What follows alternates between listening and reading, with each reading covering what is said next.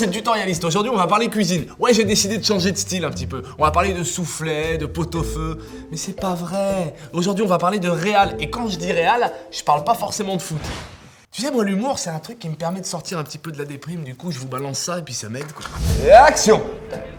Ah bah, action, mais nous on n'est pas prêts là, personne nous a fait le brief, personne n'est en place, c'est pas possible, hein, désolé. Alors oui, parce que c'est très important d'avoir sa propre vision de l'histoire, savoir ce qu'on va faire un peu du scénario. Parce qu'ici, c'est vous le chef d'orchestre.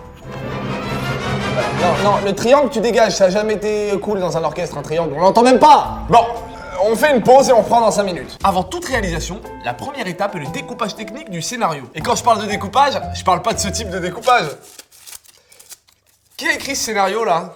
Parce que c'est nul le découpage là, c'est pas drôle. Non, le découpage technique est en gros la vision du réalisateur. Il s'agit d'une description pour chaque séquence des différents plans à tourner. Le numéro des plans, les valeurs des plans, les positions et mouvements de la caméra, le dialogue, le placement des comédiens, enfin bref, tout ça. Alors comment choisir ces valeurs de plan? Cette étape est clairement le choix du réalisateur. Et quand tu n'as jamais réalisé ou pas été formé, il faut déjà connaître chaque valeur de plan et ce qu'elle raconte. Plan général. Le plan général a pour vocation principale de décrire un lieu. Il montre la totalité du décor afin de créer un contexte autour de l'action. Plan d'ensemble, il cadre un ou plusieurs personnages avec l'environnement. Et surtout, les personnages seront suffisamment visibles pour que l'on comprenne leurs actions. Plan moyen, pose l'action et les personnages de façon plus significative que les plans larges. Plan américain, il cadre le personnage à la mi-cuisse, il marque l'action des bras, comme dans les westerns par exemple. Plan rapproché, il cadre le personnage à partir de la ceinture, il isole le sujet. Plan rapproché poitrine et plan rapproché épaule. Cadre le personnage à la hauteur de la poitrine ou des épaules, comme son nom l'indique. Gros plan.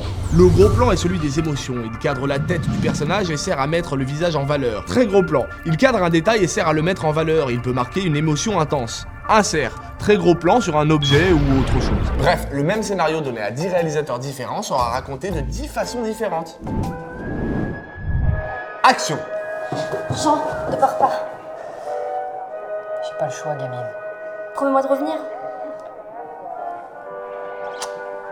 Je te le promets. And action. Ne pars pas, Brian!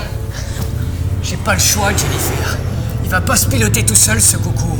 Promets-moi que tu reviendras. Je te le promets, Jenny. Je te le promets. And action. Je vais aller chercher de l'aide. Non, pars pas, Brian! J'ai pas le choix, Jenny. Promets-moi que tu reviendras, alors! Je te le promets.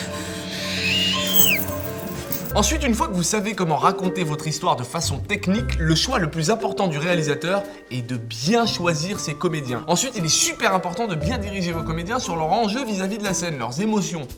Ne pars pas sans moi, Je n'ai pas le choix. Mais promets-moi Non, que ça tu va pas du tout, ça. Dis-lui que t'as envie de lui faire l'amour comme un animal. Ça, c'est bien, ça. Vas-y. Bah non. Non mais... Pardon, hein, mais... Bah non, en fait. Non.